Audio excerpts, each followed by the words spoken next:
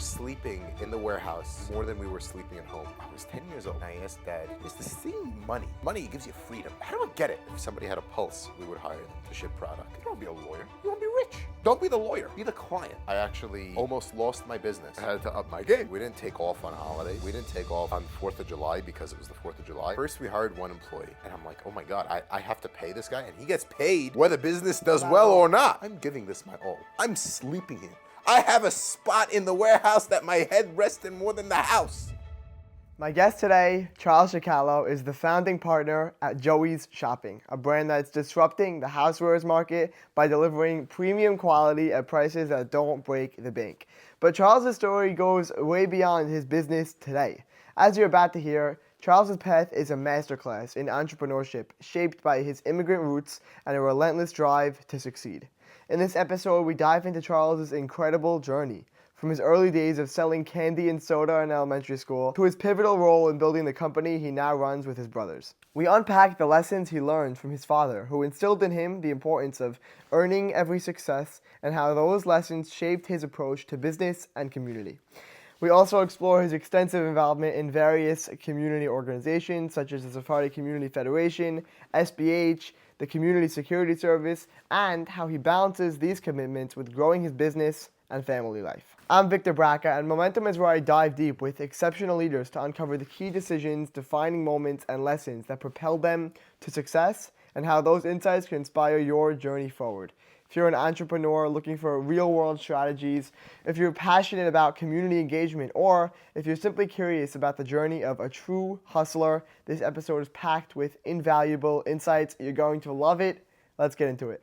This episode is sponsored by the Hedaya Capital Group.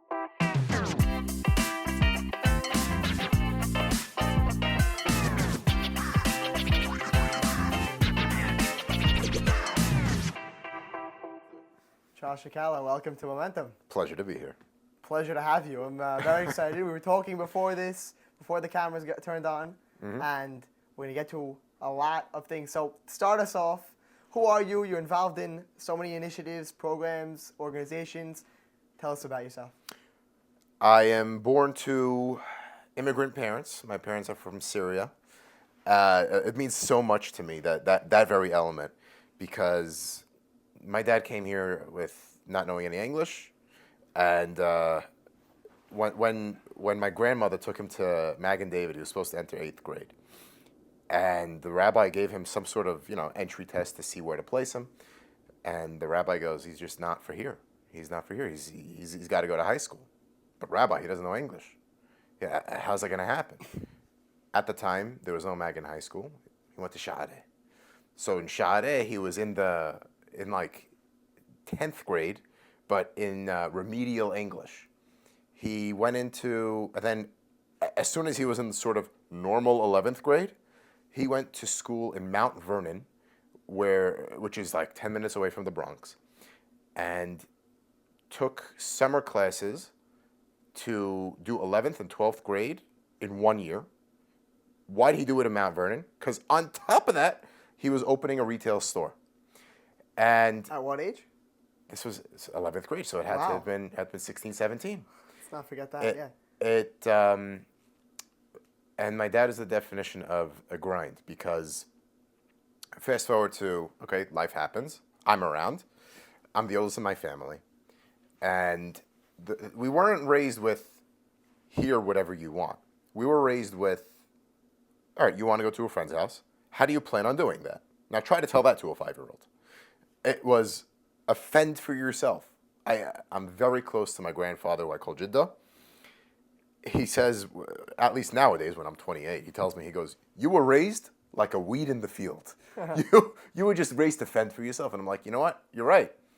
I think the last time my mom drove me somewhere, I was in 7th grade or so. And I was just, again, left to fend for myself. What I used to do, I mean, when I was in 7th grade, when Uber wasn't a thing, I used to call up a car service. I used to pay for it myself with the money I earned. Leads me into my second element of where the immigrant background really formed me. Eventually, I was 10 years old at one point, and I asked Dad, I'm like, there's this thing, money. Money gives you freedom. How do I get it? He goes, you work. I'm like, I'm 10, Dad. How do I do that? No one's going to hire a 10-year-old. It's illegal. He goes, go to Jeddah, and my grandfather loves planting. He loves agriculture. Every Sunday morning at 10 o'clock, I showed up at his house and we tended to the plants. Showing up for that job taught me that I have to show up at 10 o'clock on a Sunday. It showed me that I got paid $10 a day, which was more than I would have ever seen. I only got paid in increments of whatever a semester was. So before a winter vacation, I mean, it had to have been more than 10 weeks. And I saw a $100 bill for like the third time ever. Wow. The other two times were gifts for like honor roll or something like that. But I earned that first 100. And I saw the 3 digits on one bill, and it was mine. So that was my money. That was where I started working. That was my first job. He was my first boss, and my dad didn't send me to him to work. My dad sent me to him to learn who my Jiddo is, where I come from. And if I told you the lessons that I learned, I should have given him back the 100 with interest. Love it. That's the beginning of my work journey. My intellectual journey, I remember, was my dad was always into Law and Order. At the age of 5 and plus, I mean, really 5 is really as far back as I can remember in kindergarten. We were watching Law and Order, and my dad got this big chocolate bar. It was like one of those huge ones from like Hershey, like 50 pounders. And we were eating away at it for a year or so. We used to have chocolate sandwiches. Amazing, amazing invention. Love it. And we were watching Law and Order. Me, my child self, and him. And I saw probably a prosecutor or a defense attorney, and I said, I want to be that. I formed the rest of my adolescence around that. Takes me into around high school time. My entrepreneurship never stopped. 7th, 8th grade, I said, you know what? Let's. A Walgreens opened up actually 2-3 blocks away from me where I lived, and I saw on the Chiron 3 for $12. 3 12-packs for $12. So it's 36 cans, and I'm like, that's a good price. Imagine I could sell it for $1 a piece in school, which could have gotten you suspended or something like that. I didn't care. I took him to school, and then lo and behold, my brother caught on. My brother was my competition. Okay. That's great. I had to up my game. Runs in the family. I had to up my game. I ran first to the cabinet that held the portable sort of like beach cooler type of things. Right. So now I was serving cold Coke instead of regular. Should have charged more. Right. You can't charge more than No, competition. that's it. Again, entrepreneurship starts. For a couple weeks, my brother goes, let's partner. And we did. Later on, I said, and then you know what it was? We both had our own audiences. We were both doing great. We figured out Walgreens' sale every somewhat of weeks. And my dad sat down one Friday night after Kiddush, and he goes, "How's business?" To the both of us, and we're like, we're booming, we're rich, we made this much, and then I sold out before we left for school Friday. And my dad goes, and he fully knew it was against the rules. He goes, "Now you learn, quit while you're ahead. You're doing something wrong, quit while you're ahead." That was lesson 1 while I was in 7th grade. Nice. High school. I was a senior, and I said to myself, let me back up. In 7th, 8th grade, my dad, again, he didn't know about college and really how the undergraduate system worked. So he heard murmurings about you can get a semester off of college in high school. So what he was referring to was you could take AP classes, and the AP classes could apply towards college credits. He made a deal with me before I entered high school. If you get a semester off of school, I'll get you a car. A car. A car means 4 wheels. Doesn't mean a Maserati. Doesn't mean a Chevy. It means 4 wheels. Okay. I bulked up on as many APs as I could. And I get to senior year, and I'm like, you know what? I think I accomplished this. But now I have to pay for gas. And I go, Dad, I need a job again. He goes, okay, you leave school at 3:15. Or, yeah, you leave school at 3:15. Go get a job. So I'm telling, my spoiled, outraged self tells one of my friends at his house after shul on Shabbat, my dad's making me pay for gas. And the friend's father said, you want a job? I said, yeah. He goes, King's Plaza, Monday morning. I said, I'm there. That started me working in Mousen's Jewelers in King's Plaza for a couple of years. I did that, eventually graduated high school, did that alongside working as a litigation paralegal in for those 2 years as well. So I did both jobs simultaneously while college began. So I was working in the jewelry store, law firm, and doing college. At this point, I'm in my junior year of college. My brother taps me on the shoulder, and he goes, Charles, you want to try something for real this time? I said, what do you mean for real? He goes, remember when we used to sell things online? I'm like, oh, yeah, like in high school. Like I used to go to Best Buy, find something on sale, go to the Flatbush Library. I had 10 free prints per day, print out shipping labels, and sell it because I sold it on Amazon. Huh. And my brother Ralph did the same thing.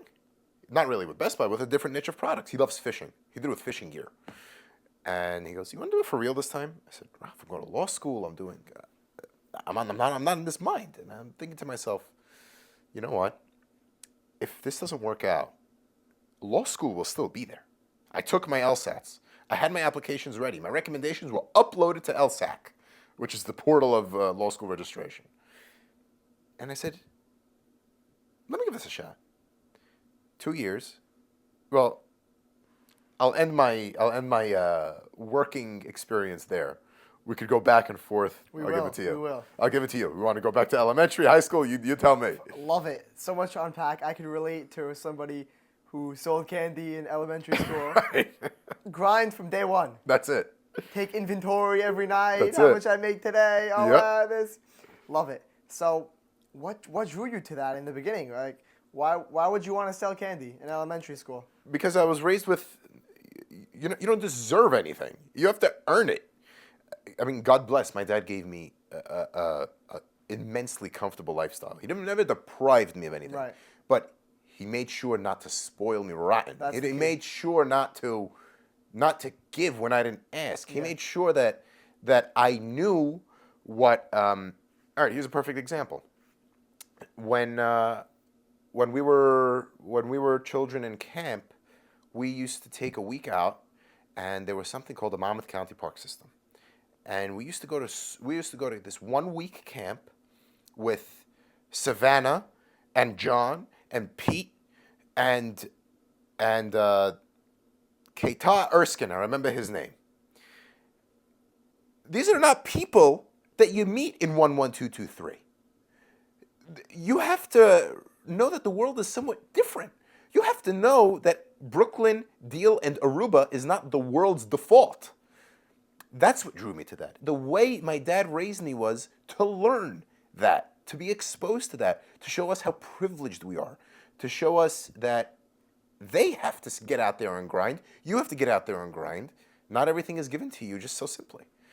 That's what drew me to it was the rhetoric of that kind of parenting that drew me into, you have to fend for yourself. You want more freedom? You want this green thing called money that represents freedom in this country? You have to work for it. And I don't care how you do it. Love it. So before we move on, I want you to give me a rundown of everything you're involved in today. So from nonprofit volunteering to your business to raising a family, just tell me about yourself. So a lot of my extracurricular involvement, I wish there was another way to say it besides for work and e-commerce, is stemmed out of somewhat of a high school trauma. In high school, I learned a very valuable lesson about myself in that focus is limited. And I love being involved in other things that involve interaction with people, be it learning something, be it just meeting other people. So in high school, I got involved in way too many extracurriculars. I got burned. We could get into that later. But right now, my focus tended to start out in SBH Young Professionals. I actually almost lost my business. I was basically unemployed for a few months, and I said, you know what? I have a frustration with this community. We don't have enough financial literacy.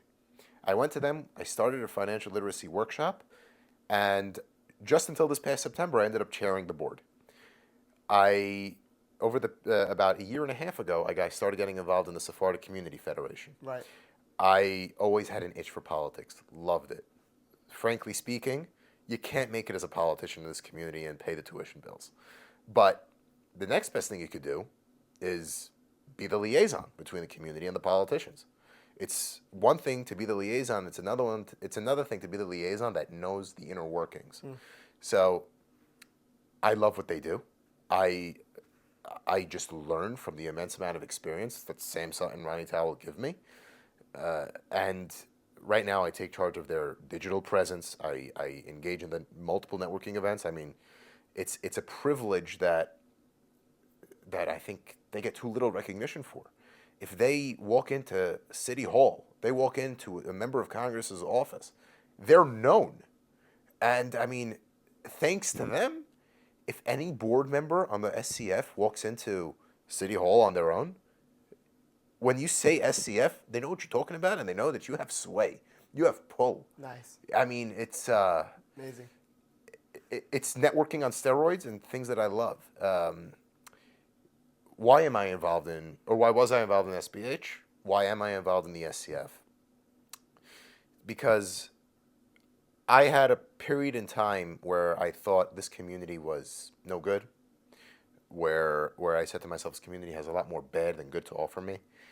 And then I had a different experience where I said to myself, everything has its bad and good.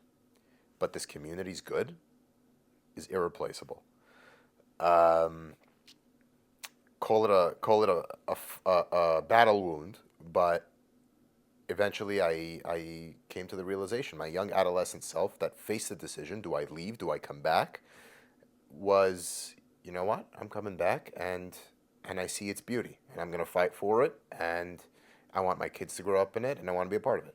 Amazing. So that's, those are my two main organizations. Something I have a little special place for in my heart and take on a, let's say, occasional basis is the center. I think the center serves also irreplaceable purpose in this community. Fourthly, community security service.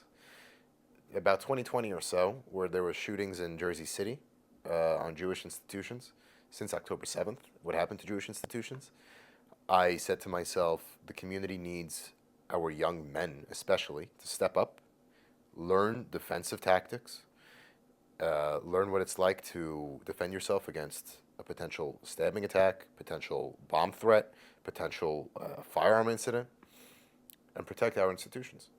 So my CSS involvement is also consists of taking shifts in shul, where I'm the security guard on call, a volunteer, and if something happens in the synagogue, people look to the CSS team as guidance. What do I do now?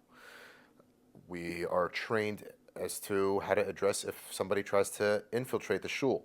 We're trained how to respond in the event there's a medical emergency and there's a crowd of people after kiddush. Those are the different community organizations that I have a personal stake in, but mainly I've been trying to focus in Sephardic Community Federation, CSS, and you always have to remember work comes first. So Right. that's where I'm at. I think the focus is key. We're going to Sure. get to that because I'm personally curious on, the time management systems you might have to Yeah. juggle all these things. I'm going to ask about Sure. that. So you're selling Coca-Cola, you're selling candy, and you're selling on Amazon in high school. Tell me about high school a little bit. How was a transformative experience for you? You told me that you got yourself involved in a tons of extracurriculars. Yeah. So tell me about that. What did that teach you? And going from there. I was in elementary school, Mag and David.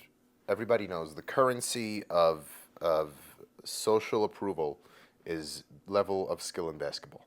That's the currency of social approval, probably beyond Mag and David, but I was no superstar. And my friends I was routinely bullied. My parents saw this, wised me up, and then I realized I had no real friends. This is by this time it's like 8th grade. I get into high school. And again, I have no real friends. So I said to myself, you know how I'm going to get real friends?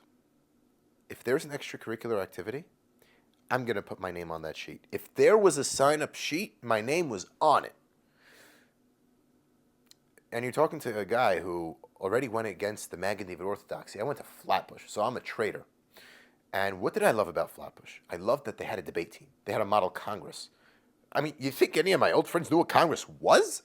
There was a bunch of secular, worldly activity there that was just missing in my life. Since 2003, the Hedaya Capital Group has been a trusted partner to entrepreneurs like you and I, helping them unlock the growth potential of their businesses with tailored accounts receivable factoring and working capital solutions. With their innovative 360-degree approach, Hedaya Capital goes beyond just financial support. They take the time to understand every facet of your business, ensuring that all factors are considered in creating the perfect solution for you. At Hedaya Capital, they combine the reliability of time-tested values with the creativity of new school thinking, offering a powerful mix that helps businesses not only survive, but thrive in today's competitive landscape.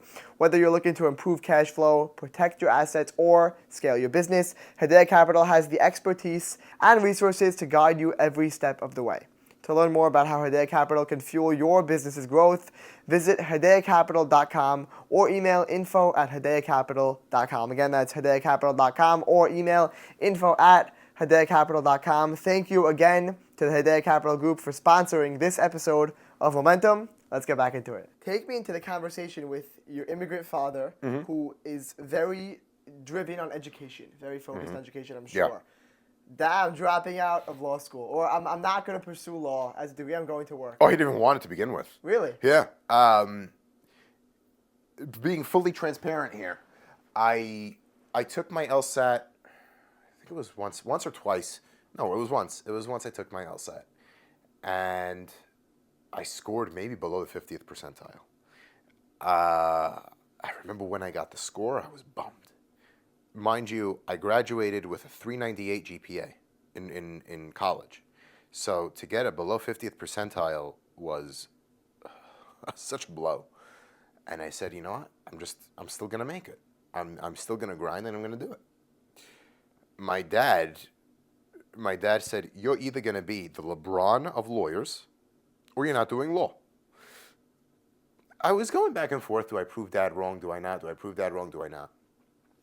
I took an LSAT course, and the person who was running the LSAT course couldn't get a 180 with their eyes closed, which is the perfect score, and worked the dream job. It was corporate law, made partner, the whole thing, and I sat down and I had a conversation with her. And she goes, why do you want to become a lawyer? What do you want to do? I said, listen, I love public presentation. I love procedure. I love rules. I love trying to outsmart the other side. It's the adversarial process.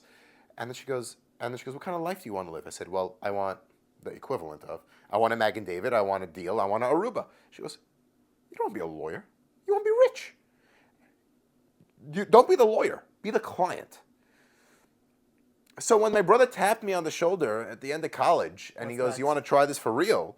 I still had my application ready. I was going to do it. I was going to do law school part-time while running the business. Nice. And I said, and then I did come to that realization of, law school doesn't need me. If business fails, it'll still be there. Yeah. And it's an itch in the back of my mind. Maybe I win lotto one day and I don't have to worry about work. I go back to law school just for the fun of it. But it's an itch. There's no question. Over the past year, my business faced a couple of sizable legal struggles, legal actions, and obviously I took point on it. I'm partners with my brothers now. My two brothers are my equal partners. And we got a legal notice. It's straight to Charles. We don't get involved in that. That's his business. And as recently as last week, we got a legal notice, and then I was charged with responding to it. I mean, Abraham Lincoln said, anybody who self-represents himself has an idiot for a client. But I took a stab at it, and it actually ended pretty amicably. So I like to think I know when to consult outside counsel and when to take it in-house. But in the end of the day, I hope I'm the client. Nice. Love it. Tell me a little bit about growing your business. Your brother calls you up. You want to do this for real. Mm-hmm. Let's do it. Okay. Let's do it. So my brothers are really no different. They were raised to also work for their freedom. And that's what they did for the beginning of their high school, college days. And we had not a lot of money, but money saved up from working, and we're living at home. We don't really have expenses. And my dad is willing to stay on board as a consultant. He hears that we're going to start our own business, and he goes, you know what? I have 30, 40 years of retail experience. You can come to me with any situation. I'll be more than happy to lend that to you. But I won't give you a nickel. Okay. My brother and I, we take our capital. We put in this business. I remember at the time, I thought I was all smart and I knew what I was doing. I had a Roth IRA at 18 years old. And you can withdraw money from a Roth IRA. My brother had a few $1,000s. I had maybe 1,000, but money in my Roth IRA. And I did what you're never supposed to do and withdrew from the Roth. And we put it in. And at that time, I had a car because I had a deal. If you get a semester off of college, paying for gas AP yourself. credits, I'm paying for gas myself. I got the car, though. I got the AP credits. I had the car, and we're using that car to go up and down the East Coast. I'm telling you, as far north as Massachusetts, because the dollar store had light bulbs that they sold for $1 and sold online for as high as $39 or even $44.99. We used to go to college twice a week. He was Monday, Wednesday. I was Monday, Thursday. And instead of turning on the heat in the car, we used to pack on extra layers to save on the gas. We used to go up the East Coast, start from the crack of dawn. So by the time we made it to the first dollar store, they were open. Clean out the shelf. Go all the way up north. Package the items in the car. Drop it off at a FedEx or post office location so we don't have to carry the item back. Car is empty. So when we come back down, we can load the car again with more light bulbs so that by the time we get to Brooklyn at 11 or so o'clock, we can work on repacking those PM. to ship out the next day. Wow. That was the beginning in a basement. In a room in a basement. We're already into the ropes of selling online somewhat just because of our childhood experiences. And it started out with light bulbs. Started out with light bulbs that we simply resold. It then ventured into things like we found deals on detergents. We found deals on toothbrushes. We found deals on toothpastes. That grew. I mean, we the way of finding deals just God blessed us with it. It just came our way. It turned into still running out of that basement, which eventually turned into, listen, we know that we can't run a sustainable business reselling other brands. We'd have to start our own. In about 2020 or so, we started our own brand. And that was the name of the game because there's no person who can cut off your supply. So we're actually, until today, we're still in the resale business, but we're doing actually a hybrid model between the two, where resale is actually very high volume, but private label or selling your own brand is lower volume, but a lot higher margin, a lot more control of where your goods are and how much you're selling. So like in life, I think a lot of things are in the middle. It's not, you have people who say retail arbitrage, which is what resale is, fancy words for resale, is dead. So don't do it at all. You should only do private label. And you have other people that say, private label, you think you can manufacture goods better than Colgate Palmolive? No. So we actually do a hybrid. We fall somewhere in the middle, somewhere where that's central to my personality. Being in the middle means a lot to my identity. before we shift into the advice you might have for young adults, for people Mm-hmm. in general, I want to go a little bit into your business a little more. Sure, So yeah. you're driving up and down the East Coast, Yeah. and with your brother from dawn till 11 p.m. and then some. Yeah. Tell me some stories from growing the business. I think that's what really relates with people, The stories. When people hear, I went door to door, or I drove up and down the East Coast, tell me some stories about that. So I went into how we used to pack on extra layers because it was dead of winter instead of turning on the heat. There were also the elements of I remember we got to the point where we needed help. I mean, we couldn't sit there pack the packages on our own. We had to do other things. There were only 24 hours in a day. We used to leave deal as 20, 21, 22-year-olds on Saturday nights to go to work. And some people may view that as an abuse of human rights, but that's frankly what we used to do. It got to points where, I mean, we didn't take off on holidays. We didn't take off on 4th of July because it was the 4th of July, on Memorial Day because it was Memorial Day. And I remember when I was hiring, first we hired one employee, and I'm like, oh my God, I have to pay this guy, and he gets paid whether business does well or not. No matter what. And then the second guy, and I remember the second one, I'm like, but now I have to make sure he gets paid by the end of the week too. And I remember those two struggles were one step for me. Another step for me was during COVID, we were faced with obviously unprecedented times, and in the e-commerce field, that was a field of its own because you were sort of in person but sort of online. You weren't shuttered as far as retail locations, but you maybe would have been shuttered as far as opening your shipping facility. Sure. We were selling soaps, detergents, home goods. Do you know what it was like to get a bar of soap in 2020? And we were faced with too many orders than we could possibly fulfill. I remember if somebody had a pulse, we would hire them to ship product. We were sleeping in the warehouse more than we were sleeping at home. We were it got to a point we needed to ship out a truckload of goods. The truckload is 53-foot container, 26 to 27 pallets, depending how you pack the truck. We didn't have a facility that can actually fit 26 or 27 built pallets. The way we used to send out a truck was we used to line up 26, 27 pallets on the sidewalk, threaten to be ticketed whenever we did that, not obstruct the sidewalk, and our work is in the hood, is not exactly the most friendly neighborhood either.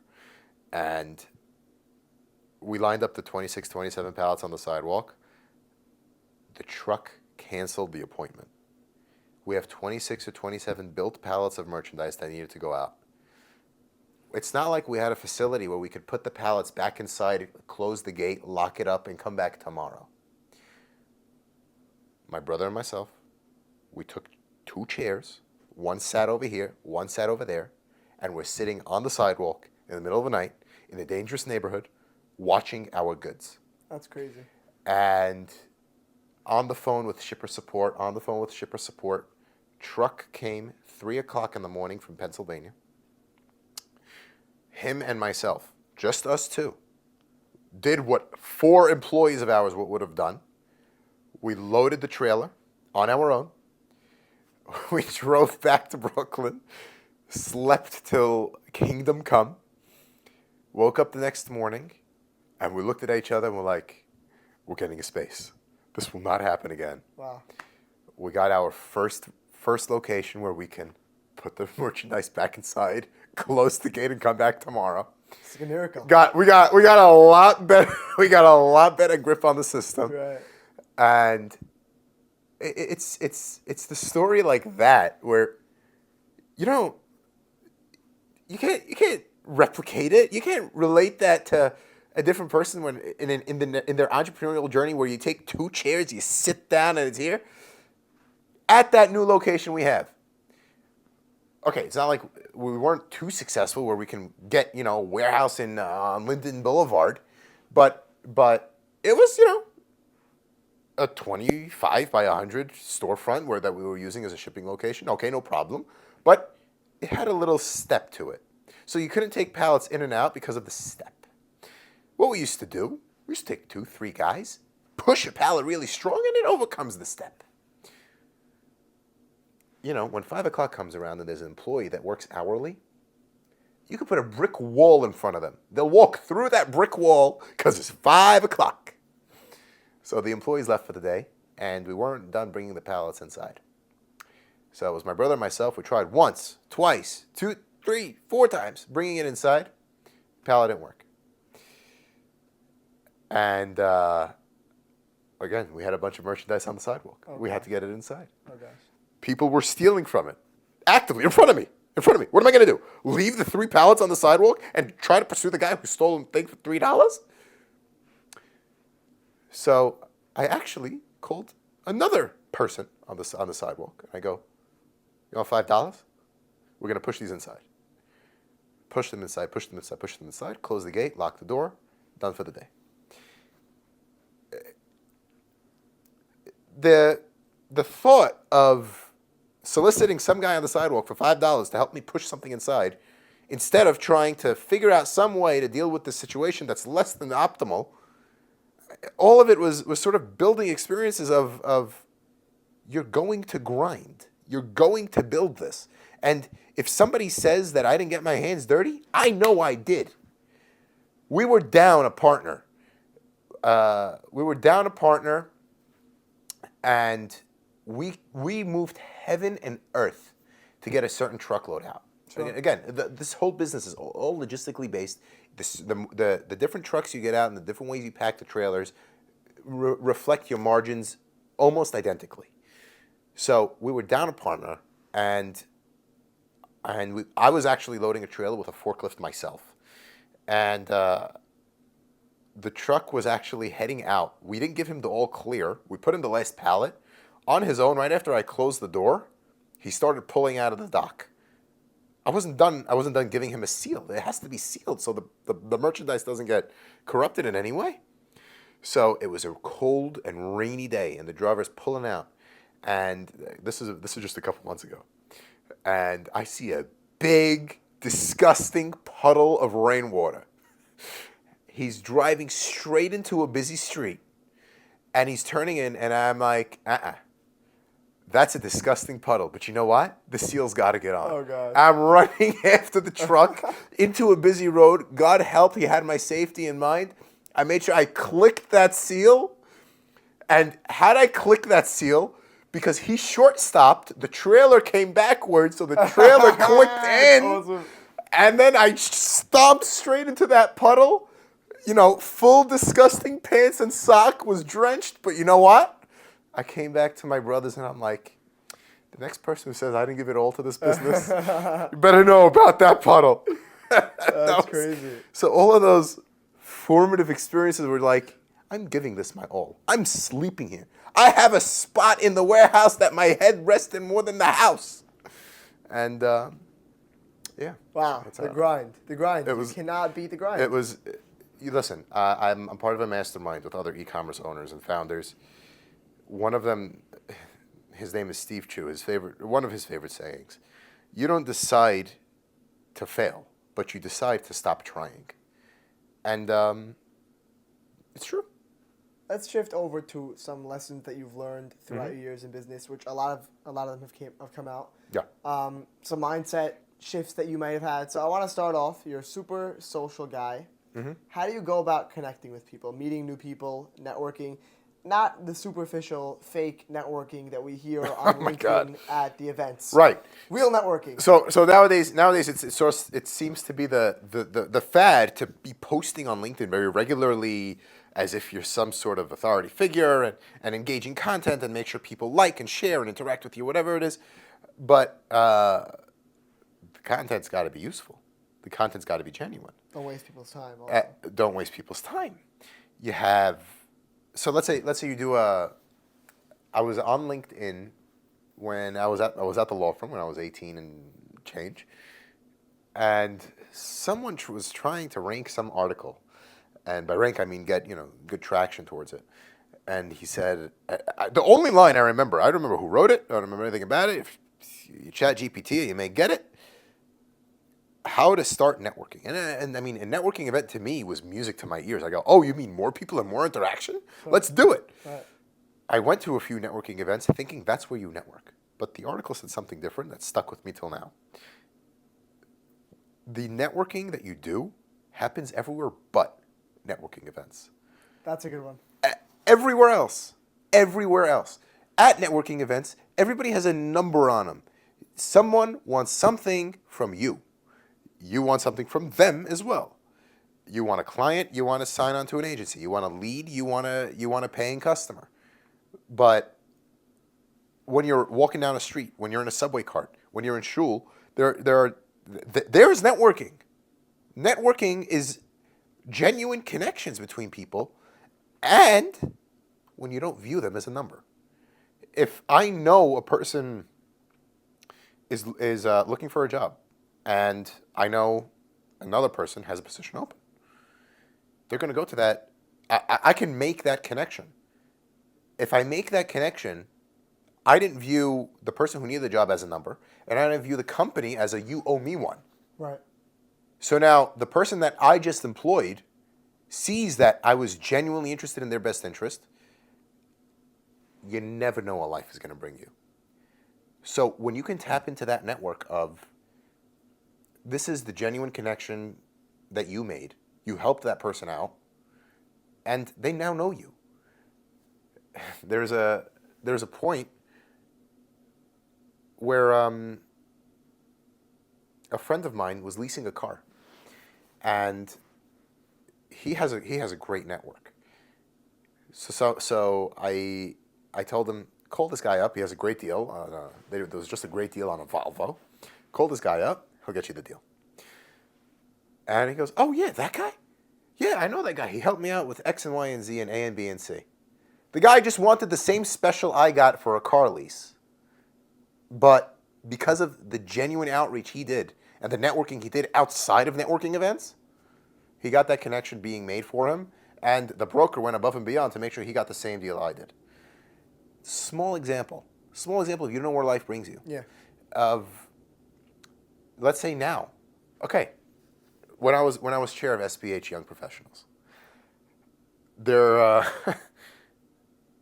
going back to my social challenges in elementary school, there was one other kid who was sort of in the same position as myself, who wasn't as highly regarded because of his basketball skills, let's call it. Right now, he is more successful than any one of those other friends. When I'm chair of SBHYP, he approaches me. We wanted to run a real estate event. He's a big time real estate guy right now. And he approached me saying, I want to sponsor your division. Meaning when you have a name and then the division. And that's a hefty bill. He calls me up and he goes, wow, remember when we were in the Sharetzion basement? And I go, yeah. And then he goes, now we're here. I'm like, now we're here. Crazy. And I mean, I could have been a annoying kind of guy to this person. I could have joined in with my friends to make him feel bad so that maybe they can include me. But the networking started when I was a kid. It didn't start when I'm 18, 19, 20. Now that kid remembered, who's going to sponsor the division of SBH. That kid remembered that we were the only two that were punching bags in the basement of Sharetzion.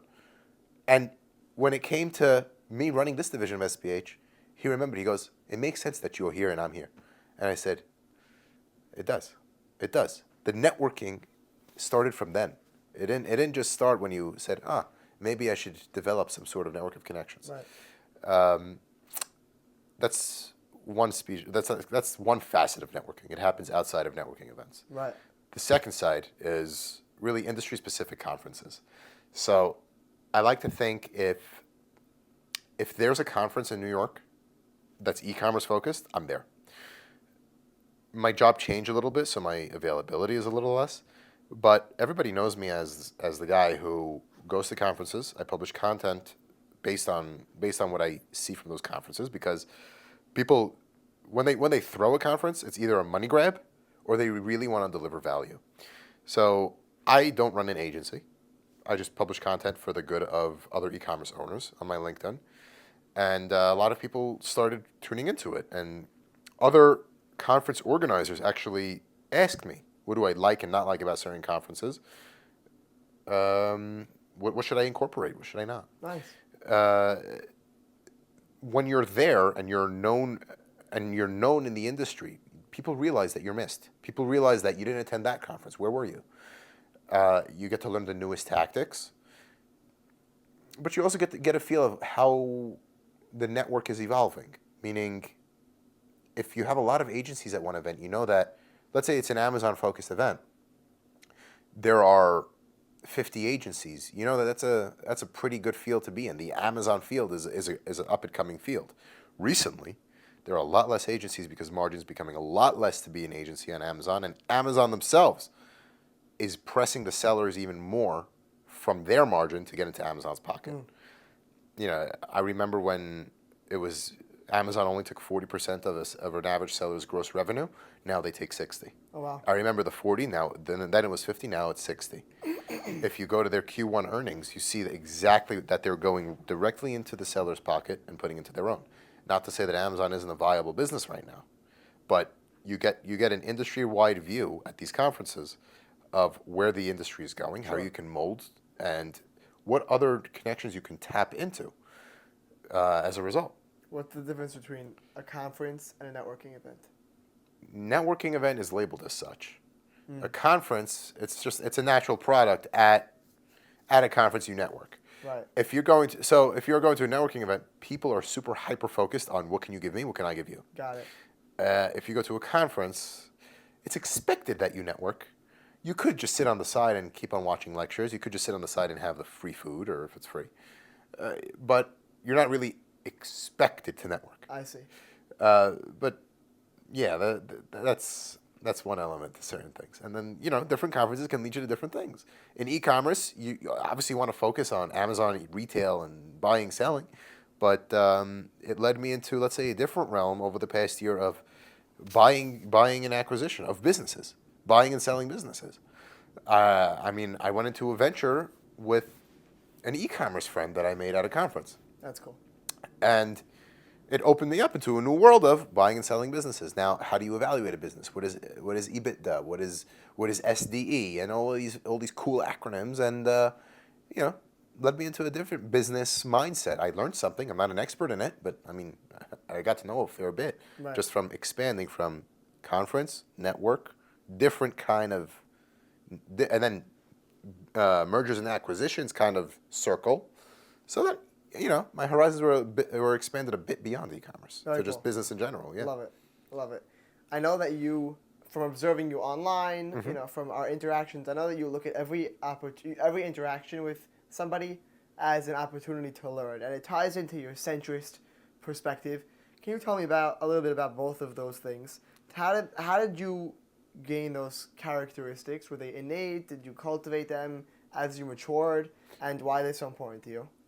My dad always said, you don't know what you don't know until you know. A much clearer way of saying it. I've reformulated that Sure. quote. Paraphrase. Yeah. Act as if you know nothing. Learn as if you're a beginner. Routinely, I would go to an e-commerce 101 workshop that they're running, if it's not too much of an investment for me, and learn the basics. And by basics, I mean basics. And it's not like I would learn something new, but I may learn an angle that I didn't know in 101. Now I learned it. And when you every other person is going through something of strength and of weakness. Sure. Every other person has a different perspective than you do.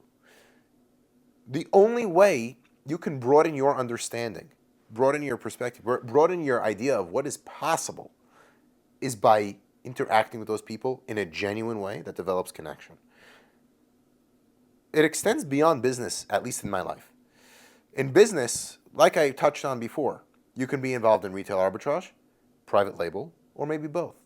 There are plenty of people, and I can point them to you at a moment's notice, saying that one extreme and or the other extreme is dead. But I decide to do both.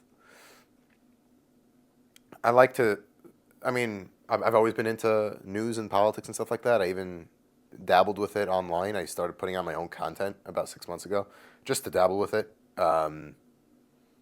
And I follow Michael Smerconish. He's an idol of mine. And he basks in this idea of you have to take it all in. And you have to be at least open to understanding a variety of perspectives. Smerconish, for anyone who doesn't know, he's a news anchor? He's a news anchor on CNN and hosts a 5-day-a-week program on Sirius XM from 9 to 12. Cool. And he does this for you. He reads Fox. He reads MSNBC. He offers his centrist point of view. And he's definitely opinionated, but not a doctrinaire. You have some people sitting around your Shabbat or Thanksgiving table saying, well, could you imagine Trump is the be-all, save-all, second Mashiach? He's coming. He's going to save us all. And there's no talking him out of it. The vast minority of this community thinks of the contrary. And it's very important, at least when you're out there interacting with the real world, to know that there are people who think that a second Trump presidency is going to be detrimental to the country, detrimental to democracy. Right. I mean, and the only way you will know what they're thinking is by interacting with them, still thinking that they're human. You can disagree. You can disagree civilly. But they have some merit to their argument. No argument is perfect. And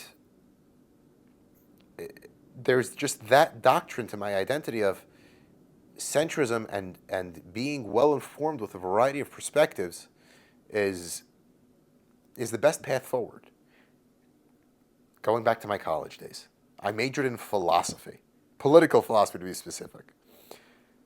Nothing business-centric, but I loved the deep philosophical thought. And here I am running a business. The intricacies of logic, logical formulations, contrapositives, things like that were super useful to starting a business, actually. But one of the more growth-inducing moments of my college career was Operation Protective Edge in Israel. I think it was just an air operation to Gaza. I had a virulent anti-Semitic campus. It's something that I'll shamelessly plug on my YouTube channel. It's actually one of the more popular videos.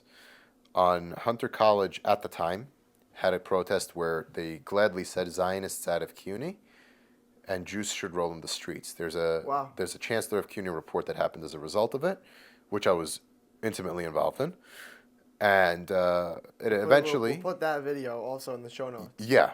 It evolved into what happened this year. My wife, who I encouraged to go to Hunter as well, was at a protest where they said, Jews, pick a side.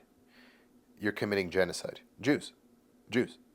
Not Israelis. Not Zionists, not Israelis. The facade of we love Jews, not Zionists, that went out the window. Jews. Until now, that campus climate is very hostile to Jews. I will say, I'm very appreciative for those experiences. I got to see what that garbage had to say about Jews. I got to see and learn how to react. I got to see and integrate with Arabs on campus because of my background, that I would say, Ahlen Shlonek, they would think I'm one of them.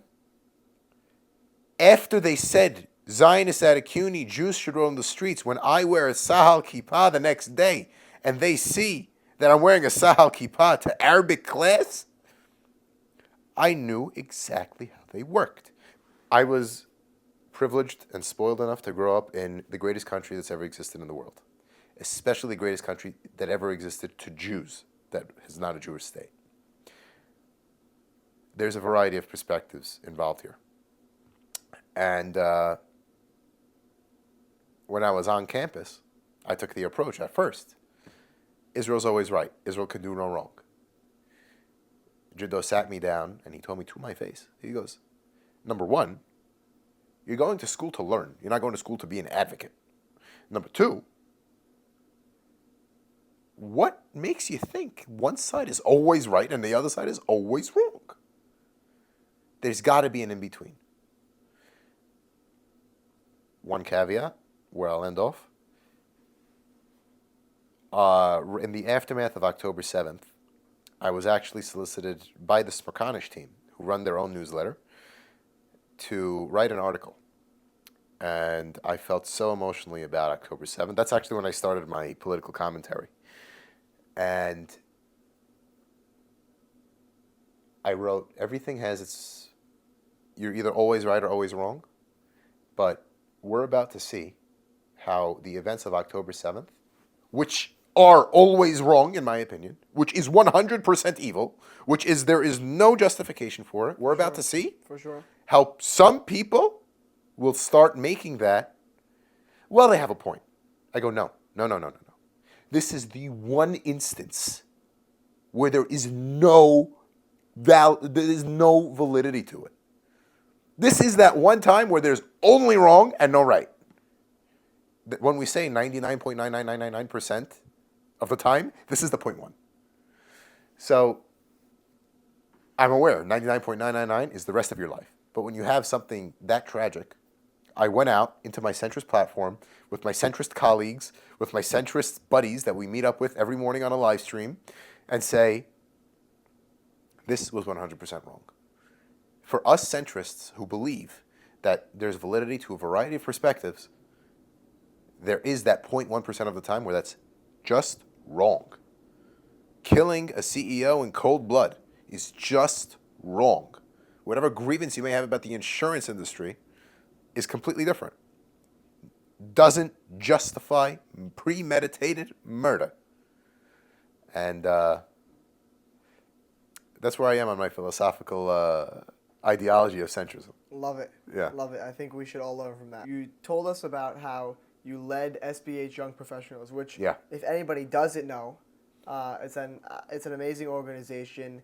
I was involved a little bit. Actually, that's how we originally met. When I was a little kid, hustling, making their promotional video. There you go. 3-4 years ago, not even. And when I was on a Zoom call and I heard the Flatbush bell, I'm like, whoa.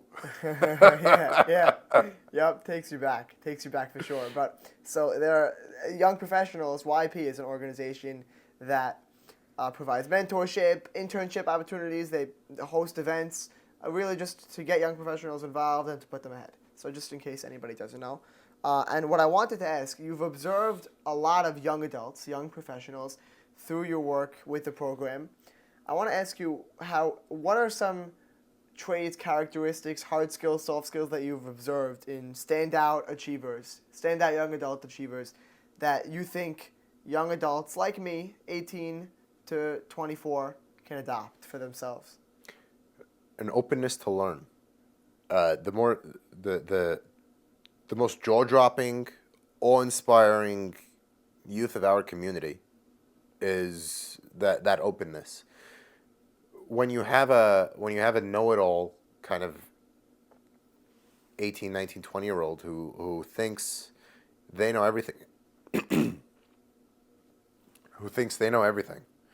they're not open to learning, if you're not open to taking your first job, being quiet, asking questions, smart questions, learning for the first 6 months before offering your opinion,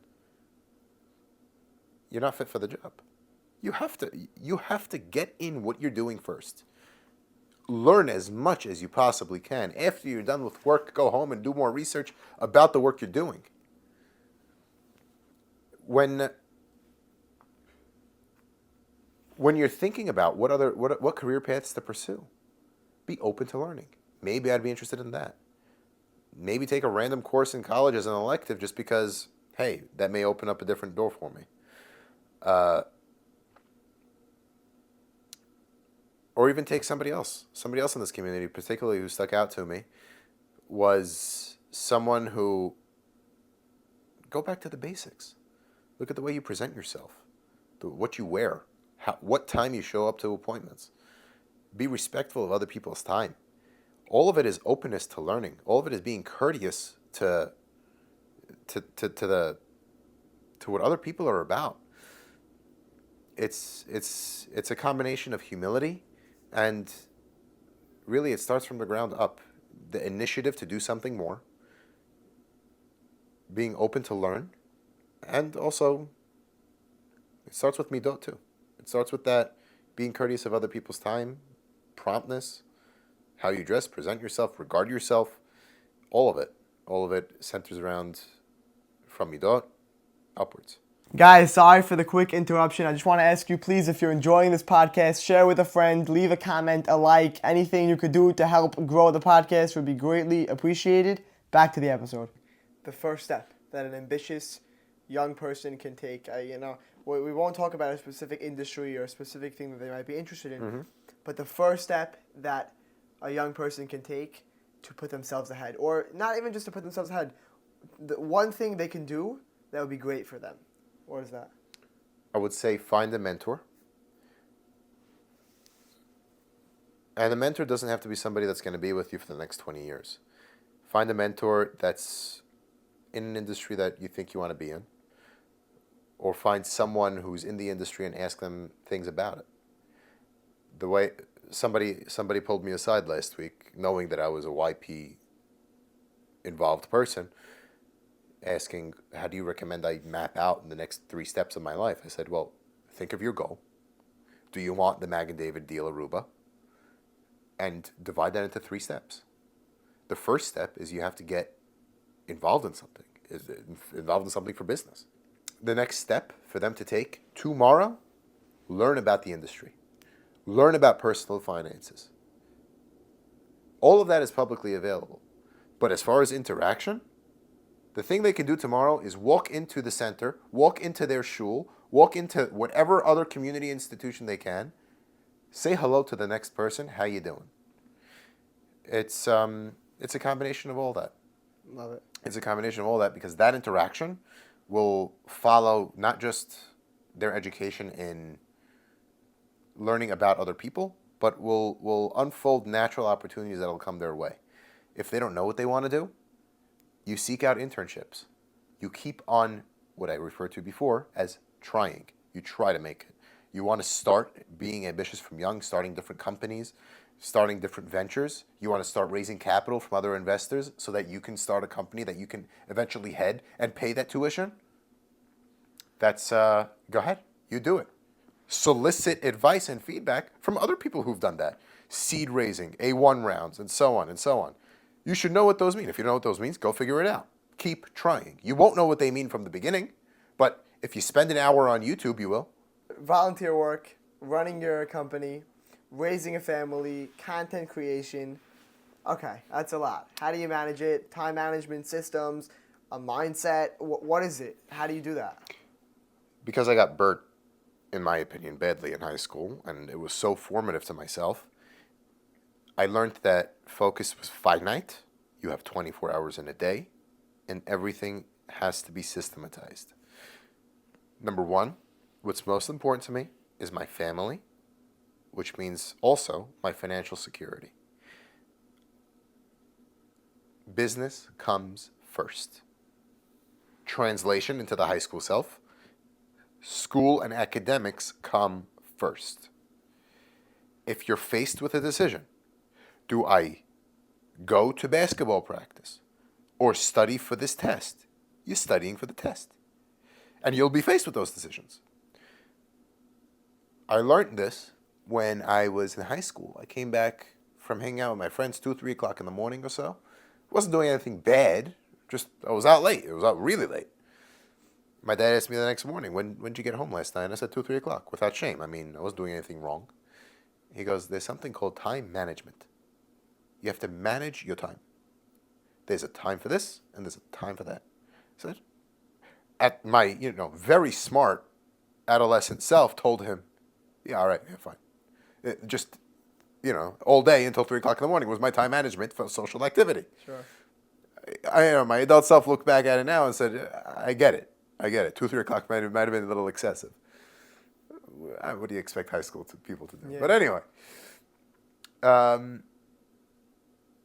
content creation, I always wanted to do it. This kind of stuff, this podcasting and content creation, engaging with audiences, especially in the political realm, and listen, it could get dangerous. People can hold certain words against you, which I'm sure will happen here. Yeah. Eventually, I asked my wife about it. She was okay with it. And I said, it's a burning passion of mine. It's a hobby of mine. For whatever followers I do have, I'm still available with them. I still interact with them. We still speak about different news developments and different centrist points of view, how different extremes are going in different directions, especially with the new presidency coming in a few days. We still talk about it. It's still a hobby of mine. Realize how I'm saying hobby. I haven't put out a piece of content since about September. Imagine you're a politically inclined content creator and you haven't put out content since September. We've had a presidential election. We've had assassination attempts. We've had a variety of political developments. It was not exactly a quiet news cycle. But you know what came first? My family came first. I was moving and work. We opened up a new warehouse. I was moving between having a new baby and between having a new job. Basically, my hobby had to take a back seat. Was it easy? No. Am I haunted every day? Yeah. I want to start this back up. Yeah, I am. But there's that responsible, quote unquote, battle wound telling me, Charles, if you divide your focus up too much, it'll all implode. Just remember your priorities. Business, which is the same thing as family. Hobby, yeah, I didn't get to enjoy that much. But hopefully now when things quiet down in my personal life, I'll be able to come back. Okay, great way to look at it. Yeah. Any favorite books? I'm sure. Yeah. Tell me about your favorite books. Favorite books. I love Talk. It's the only fiction book that I'd ever recommend. Talk by Michael Smerconish. Got it. Okay. Big fan of his. But as far as other books that'll show you, I would say The Good Life. The Good Life, the longest study on happiness ever done was by Harvard, which consisted of President Kennedy, Really? going back almost 100 years. That's so interesting. It's about what part of life brings the most happiness. You would appreciate it. What do you think that is? What is the one factor that makes people happy? It makes people happy. Part of me wants to say living situation or economic situation, instability. So they did financial research security. into that, but keep going. No, it's not that. Okay. It is that to a point. It includes that. Yeah. Okay. But what's the one thing? It's gotta be health. Networking and relationships. People, really? Relationships. And the authors of this study, which is still going on, it's multi-generational. It's still going on, and the one piece of advice, go to that person you didn't speak to in maybe a year or so, that's in your contacts on your phone. Just say, hi, how you doing? If the more deeper those relationships are, the more quality those relationships are, is directly correlated to the level of happiness they have observed over the past 100 years. To bring it home, that's a recommendation for you. The Good Life. The Good Life. Yeah. Cool. Yeah. Love it. There's that, and listen, I'm an avid reader, so I can depending on your interest, I can keep on recommending. Give me a couple more. Yeah. Scott Galloway. Which one? The Algebra of Wealth. I have it in my, yep. Every young adult, especially in this community, should read that cover to cover and live it. People should be following Scott Galloway. People should be following Jordan Peterson. I don't say that out of their political leanings. Jordan's right and Galloway is left, but ultimately, when it comes to self-sufficient men and healthy masculinity. These people know what they're talking about. The algebra of wealth definitely is one. The coddling of the American mind is another. Oh, great one. Bowling alone, another one. Never heard of that one. By Yeah. who? Bowling alone, I forget by who. Okay, well, I'll link them all either way. Bowling alone. There's Alan Dershowitz. Which one? Abraham, the first, not the last Jewish lawyer. It's about how Abraham and Moses would both tell God and challenge him, saying, Halila lecha, and answer back to God. How dare you do that? When both God wanted to destroy Sodom and when God wanted to destroy the Jewish people for worshiping an idol. So from that we learn about the power of questioning authority in the Jewish religion, even when it comes from man questioning God. And, Alan Dershowitz being the preeminent scholar on constitutional law. I mean, Right. it's pretty cool to see him in a religious context. Nice. Yeah. Love it. To wrap up, I want to ask you, so the show is called Momentum. Yeah.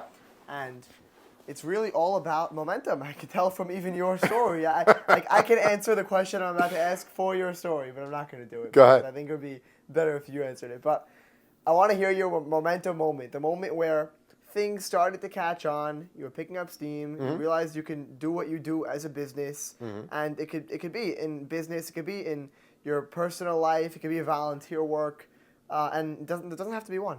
So tell me I want to start off by saying I'm not some sort of Mark Zuckerberg, Elon Musk kind of guy. And it's not like I've only faced success before. I mean, I faced failure as recently as last week. Our business actually took a hit, a pretty sizable hit over 2024. But the one thing I keep on coming back to is I'm not going to stop trying. And what I can say is my momentum moment, something that was an unlock for me, was something that was developmental in stages. I remember when starting the business, in my life I've only seen four digits in a bank account. A number, comma, and another 4 numbers. Just 1,000. It took me until, I previously explained to you the awe I had when I held my first $100 bill. The unlock for me at the first stage was, whoa, it goes above 4 digits. There's 5 digits. And when you're dealing with every extra digit, it's not like you're making that money, but you're seeing that you're dealing with that money, is whoa, okay, I can do this. I added a digit. And another momentum moment was, I remember for the first time when we unlocked over $1 million in gross revenue. Sure. We never saw forget about another digit, another comma. We got a comma. and it was just a self-reinforcement of we can do it. I turned to my brothers and we're like, we can do it. Love it. For some reason, God blessed us 3 brothers with very different talents who don't overlap. And we did it. To culminate into sometime as recently as the past year and a half, we were able to, because we invested in, let's say, invested in a real estate property, which is sort of a passive income kind of thing. We renovated it. We got that renovation experience. We used that renovation experience to open and rebuild a new warehouse. So we had the renovation experience and we had the property experience to acquire a new warehouse, the property, do the construction to it. We opened it. We walked in. We did it. Nice. It's all new. It's all ours. It's all, for the first time, 28-year-old me can say, so-and-so, how about you come to my office? Love it. It took me till now. But I have a place I can call mine. And I know it all started from light bulbs. That's great. When I walk in every day, That's great. it's mine. Or at least when talking with partners, it's ours. So you're telling me that you don't sit on the sidewalk anymore, guarding The We're not. containers? Well, I'm not there. I'm not there sitting and waiting at the mercy of a trucking company to send a driver that's willing to cooperate. Come a long way. Or come a long way. Come a I long can way. close the gate and know if the truck doesn't come today, I'll just open up Listen, tomorrow. it's the little things. Right? It's the little things. You would never think. You would never think. The best. I mean, and you know the way we loaded that truck? We took another truck that had a lift gate on it, put it back to back with the trailer, backed into the other, and then dragged it over. That's crazy. Each I- one? Each pallet. Each Wow. 26 pallets. That's it. That's got to take like 2 hours. Yeah. I mean, when you have, it's amazing when you see the owners of the company do something, because their heart is in it. It's their heart on the line. Sure. Versus it'll take 4 employees to do it, because I get paid by the hour. Right. Right. But yeah, we don't sit on the sidewalk anymore. But I mean, we do it in different ways. Before we close, anything else you want to tell young adults, the community, our audience, the 3 viewers? The outside world is something that we live in, have to engage with, and we shouldn't be afraid of. The community has its pluses, its minuses, but this is where we're from, this is what we're for, and this is what we come back to. We're only as good as we make it. We can't forget it, and we have to give it what it gave us. It gave us a loving community where we knew our values, we knew where we came from, and we can only give back to what we took from it. I want to give back to this community the security it gave me, the education it gave me, the network it gave me. That's why I decided to have kids in this community. That's why I decided to marry in the community. What I want to say to any young men out there is, it's okay to see what else is out there, but just know this community is very special, and when you come back to it, you're going to have a different appreciation for it. Is it easy? No. I mean, I'm feeling it now with a 2-year and a 3-week-old, 28-year-old guy. Yeah. Is it pretty having to go to work on a Saturday night when you're 20 years old? No. Do other friends look at you like there's something mentally sick with you? Yes.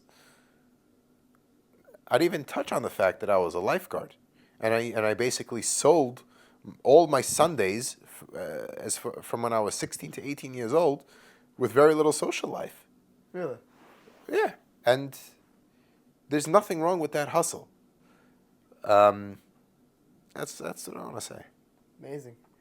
Charles, thank you so much. It's my pleasure and honor. Thank you for taking the time. My honor. It's great. This is great. Great speaking to you so much, you know. What are we going on, 2 hours? I don't know. Yeah. Love it. Great. Charles, thank you so much. Thank you. And we all have our eyes on you to see what's your Thank next you. move, content, Sephardic Community Federation, really. Business first. Business comes first. Business first. comes first. That's Because right. business is family. Love it. That's it. Beautiful. Thank you. Right. Wow, great. Okay. Thank you for listening until the end. I really hope you enjoyed this episode, my conversation with Charles Chakkalo. I want to share my top 3 takeaways from this conversation. Number 1, the importance of earning your success. Charles' upbringing instilled in him a deep understanding that nothing is handed to you. Whether it was working for his grandfather at 10 years old or building his e-commerce business, he learned that true success comes from hard work and perseverance. Number 2, the value of community. Charles' commitment to organizations like the Sephardic Community Federation, SBH, and Community Security Service highlights the importance of giving back and supporting your community. He showed us that building a strong network and contributing to something larger than yourself is essential. And finally, number 3, the lesson of knowing when to pivot and adapt. From his early entrepreneurial ventures, Charles demonstrated the ability to learn from setbacks and adjust his strategy. I mean, remember when his father told him, quit while you're ahead, when he was selling candy in high school, which was against the rules. If there's one thing we learned from Charles, it's that adaptability is key. Charles' story is an amazing reminder that with hard work, dedication, and a commitment to your community, you can achieve remarkable things. Thank you, Charles, for coming onto the show and inspiring us all.